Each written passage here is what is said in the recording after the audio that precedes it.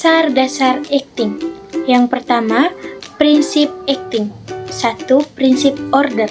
Pengertian order dalam Kamus Besar Bahasa Indonesia adalah suatu perintah untuk melakukan sesuatu. Berdasarkan batasan tersebut, prinsip order dalam teater merupakan akting yang harus dilakukan pemeran atau tokoh dalam teater karena tuntutan naskah teater sehingga maksud penulis cerita, penafsiran sutradara, dan yang harus dilakukan pemain memiliki persepsi sama. Pada prinsip order seseorang, pemain tidak dapat melakukan akting secara improvisasi. Semua terkonsep pada naskah yang telah dibuat. Meski begitu, bukan berarti tokoh atau pemain sebagai robot, melainkan pemain dapat membawakan tuntutan naskah dengan jati diri sendiri. Yang kedua ada harmonis. Prinsip harmonis dalam akting adalah suatu prinsip berakting di mana seorang pemain harus melakukan akting selaras emosi dalam diri dengan gerak tubuh, selaras dengan latar adegan, selaras kaitannya interaksi tokoh atau peran lain. Oleh karena itu, jangan sampai melakukan akting emosi dari dalam gerak tubuh berbeda. Contohnya, akting marah atau diawali emosi dalam diri marah, kemudian gerak tubuh mengikuti emosi, tidak ada kesan dibuat-buat, melainkan selayaknya orang marah. Yang ketiga, prinsip keutuhan.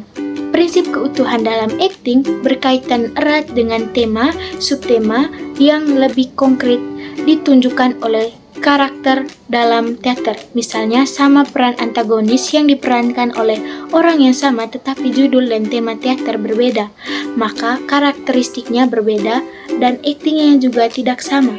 Yang keempat, kontrol. Prinsip kontrol dalam akting merupakan suatu keadaan sadar di antara tidak sadar yang dilakukan pemeran teater. Maksudnya, seorang pemeran sadar akan dirinya sendiri tetapi di lain pihak harus mampu memerankan orang lain sebagaimana tuntutan naskah layaknya kehidupan yang dialami sosok peran yang dibawakan. Oleh karena itu, selepas di arena teater seorang pemain harus kembali pada jati diri sendiri. Yang ke B. Sumber kekuatan akting. Yang pertama, faktor internal. 1. Tubuh. Tubuh sebagai media akting terutama mimik dan diperkuat anggota tubuh yang lain seperti tangan, kaki, misal marah bentuk mimik kerutan dahi. Maka tajam kedua alis mengerut seperti bergabung kemudian diperkuat dengan tangan mengepal atau memukul meja atau menghempaskan sesuatu dan hentakan kaki. Suara atau vokal orang marah dengan nada makin meninggi, keras, diperkuat dengan tubuh akan semakin kuat akting marah yang dilakukan seseorang. Yang ke B. Inteligensi. Seorang pemain teater harus memiliki kecerdasan untuk memahami naskah, menafsirkan karakter yang akan dibawakan, dan melakukan akting sesuai tuntutan naskah. Contoh, untuk peran tokoh idiot, tidak harus mengambil anak idiot tetapi diperankan orang normal yang memiliki kemampuan akting anak idiot. Yang berikut ada imajinasi. Istilah imajinasi menurut arti kamus adalah daya pikir untuk membayangkan atau menciptakan gambar, kejadian berdasarkan kenyataan atau pengalaman seseorang. Imajinasi atau hayalan seseorang pemeran teater sangat penting untuk melakukan akting karena pemain di panggung membawakan sosok orang lain yang harus dibawakan sebagaimana kehidupan alami, dengan kata lain tidak dibuat-buat. Yang berikut ada bakat. Pengertian bakat adalah dasar atau kepandaian sifat dan pembawaan yang dimana dibawa sejak lahir.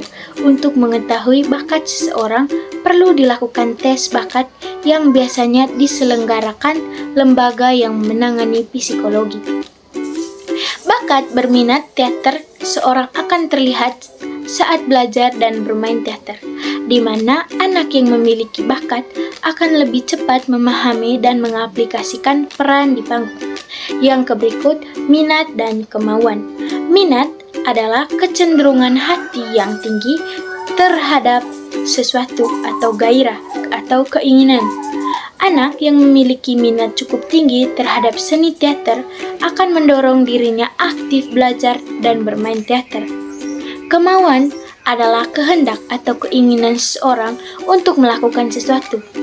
Minat dan kemauan seseorang untuk belajar dan bermain teater sangat berpengaruh keberhasilan bermain teater. Yang kedua ada faktor eksternal. Yang pertama naskah.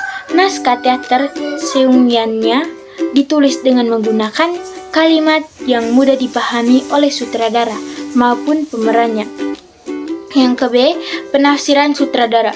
Penafsiran sutradara terhadap naskah yang dibuat penulisnya seharusnya sama, sehingga cerita teater itu tidak melenceng dari naskahnya. Yang ke C, kondisi produksi. Kondisi produksi menyangkut tim produksi, alat yang diperlukan untuk produksi teater. Yang berikut ada keadaan pentas atau keadaan pentas sangat mempengaruhi akting seperti setting panggung, unsur tata musik, tata cahaya, dan penonton. Yang berikut hubungan antar pemain. Hubungan antar pemain teater harus serasi dan saling mengisi, saling memahami, saling toleransi, dan melengkapi kekurangan antar pemeran. Yang berikut pernafasan. Pernafasan dada. Pernafasan dada dilakukan dengan cara menghirup udara sebanyak-banyak dan udara yang dimasuk ditahan di dada untuk dikeluarkan perlahan-lahan. Pernafasan dada kurang menguntungkan jika untuk vokal keras, sehingga jenis pernafasan dada ini jarang digunakan. Yang kedua, pernafasan perut. Pernafasan perut adalah menghirup udara sebanyak-banyaknya dan udara yang masuk ditahan di perut. Penafsiran ini juga jarang digunakan untuk dialog teater. Yang berikut ada pernafasan diafragma. Jenis pernafasan diafragma dilakukan dengan cara menghirup udara sebanyak-banyaknya dan udara yang masuk mengisi dada dan perut secara seimbang. Jenis pernafasan ini paling banyak digunakan karena suara yang dikeluarkan lebih rileks. Udara ditampung sebagian di dada dan perut, kemudian dikeluarkan secara seimbang sambil emosi dalam jiwa. Yang berikut ada olah suara. Seorang pemain teater harus memiliki kemampuan mengolah suara yang baik. Hal ini karena suara merupakan faktor penting sebagai penyampaian pesan kepada penonton. Penguasaan intonasi, diksi, dan artikulasi setiap kata yang diucapkan harus jelas dan wajar sesuai dengan tuntutan karakter tokoh yang diperankan. Dengan demikian, seorang aktor perlu latihan olah suara dengan tahapan-tahapan tertentu.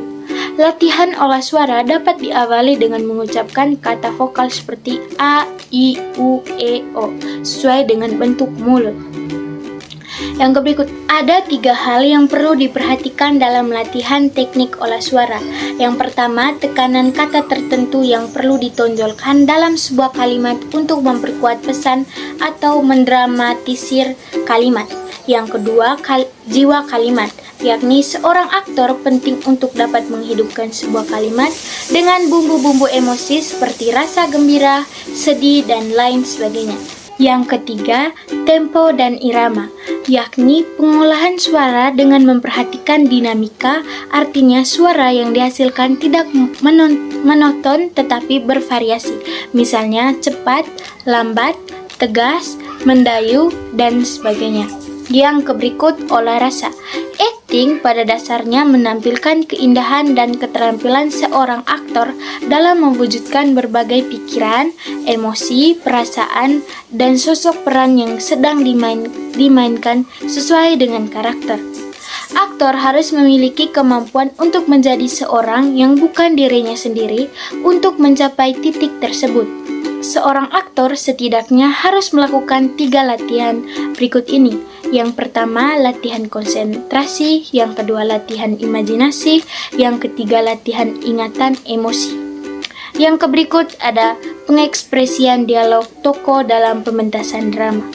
Dalam mengekspresikan dialog drama, perlu memperhatikan hal-hal berikut. Yang pertama, memahami dialog drama dengan seksama. Yang kedua, berkonsentrasi pada karakter yang akan dibawakan. Yang ketiga, mengontrol emosi. Yang keempat, konsisten pada karakter yang telah dipelajari. Seorang pemain agar mampu menghayati dan mengekspresikan naskah ke dalam dialog perlu melakukan hal-hal berikut. Yang pertama, penghayatan watak. Yang kedua, mengekspresikan dialog untuk dapat mengekspresikan dengan wajar dan alami di panggung perlu memperhatikan. Yang pertama, penggunaan bahasa meliputi lafal, intonasi jeda, dan logat atau dialek daerah. Yang kedua, ekspresi tubuh dan mimik muka harus sesuai dengan dialog. Yang ketiga, kemampuan improvisasi di luar naskah agar lebih hidup dan alami. Yang keberikut, pendeskripsian perilaku manusia melalui dialog naskah drama. Mendeskripsikan atau melukiskan watak perlu dapat dilakukan dengan cara sebagai berikut. Yang pertama, mendeskripsikan watak pelaku dengan bentuk lahir dan temperamennya. Hal ini dapat dilakukan melalui penggambaran tokoh ke dalam bentuk fisik pemain, baik melakukan melalui rias karakter, tata busana, dan temperamennya. Yang kedua, melukiskan reaksi pelaku terhadap peristiwa tertentu. Perilaku suatu tokoh dalam drama dapat diwujudkan melalui reaksi pelaku terhadap peristiwa tertentu, sehingga perilaku orang bijaksana, sabar, pemarah, atau emosional terlihat pada pemberian reaksi atau peristiwa tertentu yang dihadapi. Yang ketiga, melukiskan pandangan tokoh atau pelaku lain terhadap pelaku utama. Misal, tokoh tertentu dalam suatu teater menyampaikan secara lisan tentang kepribadian tokoh utama dalam suatu adegan. Sekian materi yang sudah saya jelaskan. Semoga materi ini bisa bermanfaat bagi kita semua. Thank you for watching. Bye-bye.